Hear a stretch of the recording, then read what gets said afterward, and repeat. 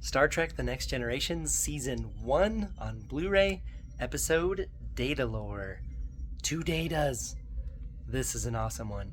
This is your day 15 of 30 of my 30 days of Star Trek review, so we are halfway through. So let's do this. I really, really like this episode. So this is a cool episode because we get to find where Data came from, and that he was essentially just found, and then I guess he eventually joined Starfleet and moved up through the ranks. And so it's interesting that they let an android who was just found on some paper mache planet just join Starfleet, and he's actually done really well. And then we're going to find there's another soong type android that we're going to meet named Lore. But seriously though, look at all this paper mache. I've always felt that it was done hurriedly, but I know little more. Look at all that. So this laboratory where Data was made and where Lore was made is straight up an homage to the classic Universal Monster movies laboratories, like specifically like Dr. Frankenstein's laboratory. So check it out. This is the 24th century equivalent. So instead of having shocking Tesla coil things, you've got orange lights going on. Laboratory extremely well equipped. Only a vague impression The body table. Here. Got blinking lights everywhere. There you go. Here's the body tube. So this is totally 24th century Frankenstein's lab. It's awesome. So they even find little Data's bum. I actually wonder if that's a cast of Brent Spiner's butt. I really want to know that. Anyway, but look at this. All these body parts in here, just like in a real Frankenstein lab. So here we now have 2 Brent Spiners being operated on, so they're doing some kind of split screen. Also earlier, Data told Beverly about his secret off switch, which will come into play later in the show. So here we get Lore waking up for the first time and just seeing the true genius of Brent Spiner playing 2 extremely different characters that look exactly the same. Check this out. He was. Picard was asking who was made first. But they found him to be imperfect, and I was made to replace him.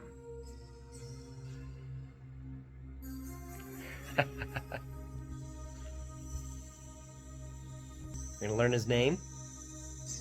You may call me Lore. Look at that, he's so much different. Look at that smirk. Again, incredible Brent Spiner acting with himself. There's some kind of split screen. You do care about how I perform.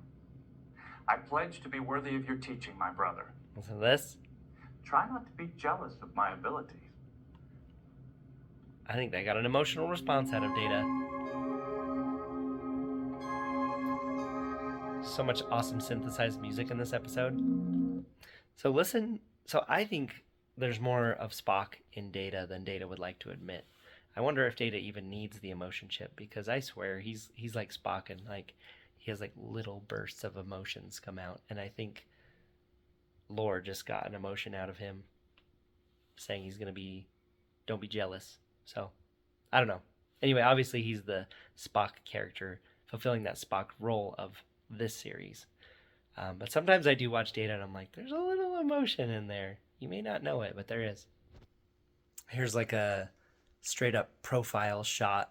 It's like right out of Sergio Leone or Good, Bad, and the Ugly or something like this. Just look at this. Look at these awesome profiles here. So they're looking at the computer generated image of the crystalline entity, the creature that, or the thing that supposedly destroyed the colony that Data lived at. But look at all their dramatic faces and these awesome profiles. Crystalline entity which feeds on life. Insatiably ravenous for the life force found in living forms. That's so epic right there. All life from an entire world. That is an awesome picture right there. I love that. But how did Data escape that thing? All right, I'm doing it again. You can't escape this. So here's Data. There you go.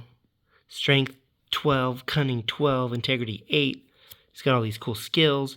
And then here's Lore. He's evil. and he doesn't work with Federation, and he has treachery types too, but look, strength 12, cunning 13. Oh, that's cool. That's actually higher. 12's kind of the max in this game. Look at his integrity, 1. Anyway, 1 is low in this game, but there's some cool data and lore cards. Yay!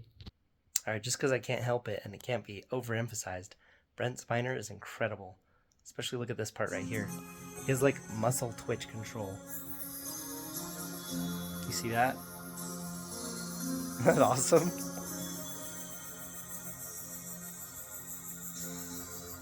Look at everything he's portraying right here. So he's like a twitchy android, at the same time he's like devious. Right? Yes, he's so good. So it's just awesome watching him play himself completely differently. He is incredible.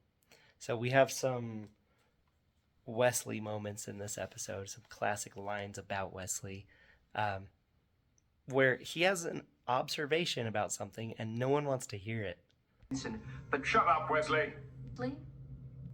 And since I am finished here, sir, may I point out that Shut up, Wesley. that everything that I have said would have been listened to if it came from an adult officer. We're about to have an awesome showdown.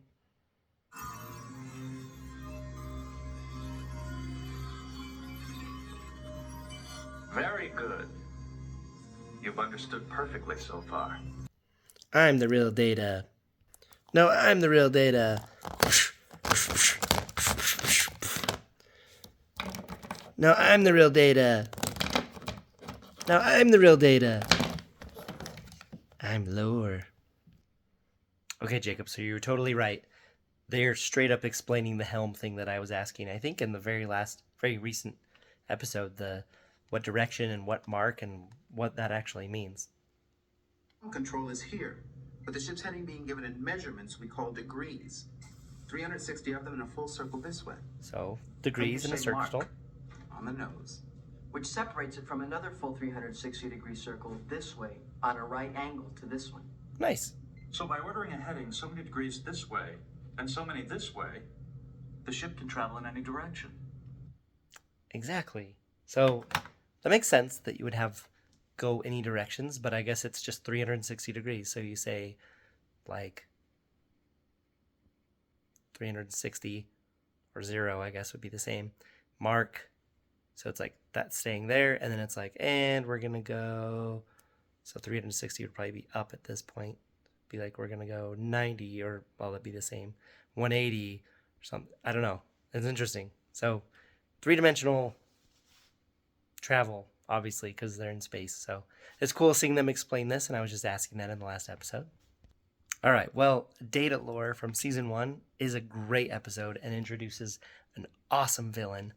And the restoration on this episode on the Blu-ray is, of course, incredible. So Season 1 is a very special season at times, but this is an awesome episode all the way through. So this is like a foreshadowing of the greatness of what would come in this show. So I love this episode. Let me know what you think of this episode. And this has been day 15 of 30 days of Star Trek reviews. So I'll see you on the next one. Bye.